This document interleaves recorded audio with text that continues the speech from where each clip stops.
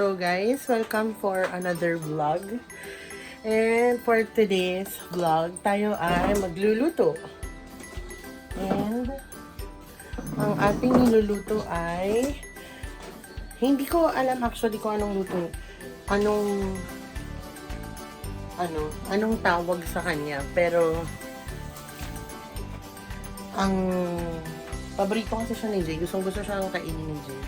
So, yun yung iluluto ko. Ito na rin ang dinner namin for tonight.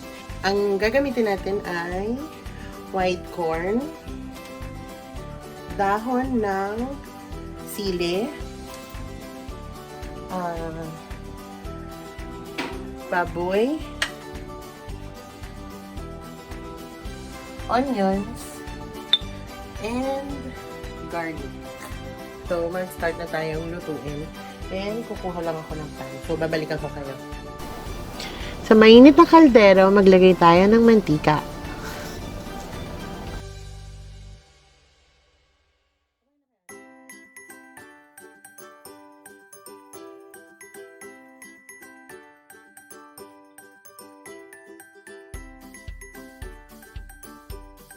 Pag mainit na ang mantika, pwede na nating ilagay ang ating bawang.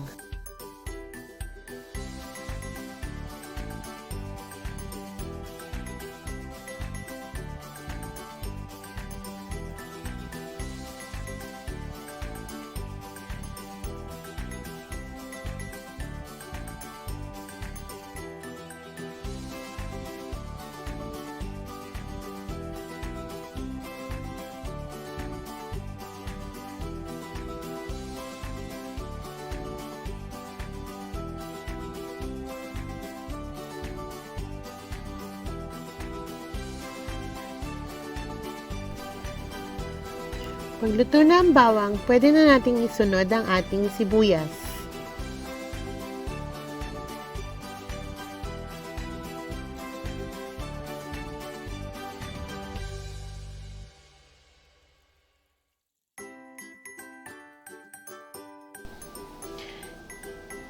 Isunod ang ating gagamiting pangsahog. Dito, ang gagamitin ko ay ang taba ng baboy. Kadalasan mga ginagamit kong baboy na pangsahog ay yung mga taba at balat ng baboy na tinanggal pag magpapagiling ka ng karne.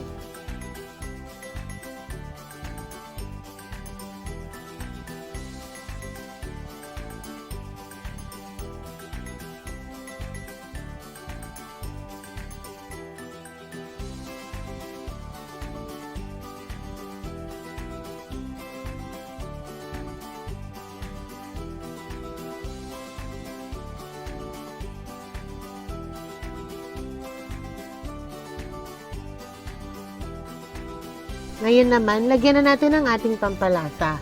Ang gagamitin natin ngayon ay patis.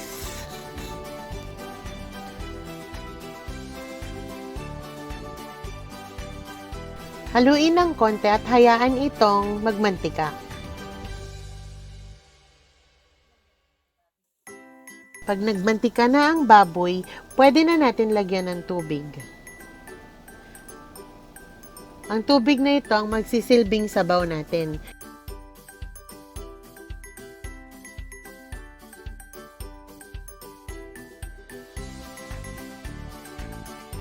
Medyo marami ang aking ginamit na tubig dito dahil medyo matanda na rin ang ating mais na gagamitin, kaya kailangan itong palambutin.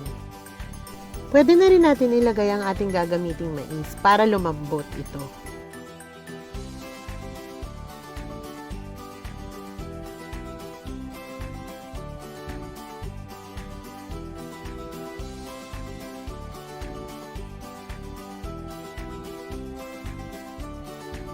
Haluing mabuti at takpan para kumulo ang ating sabaw at lumambot ang ating mais.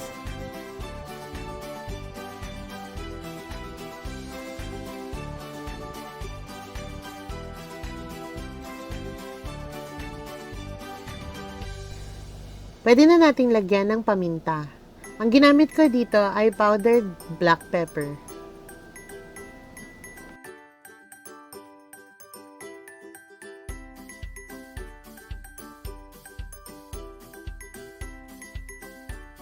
Haluin nating mabuti.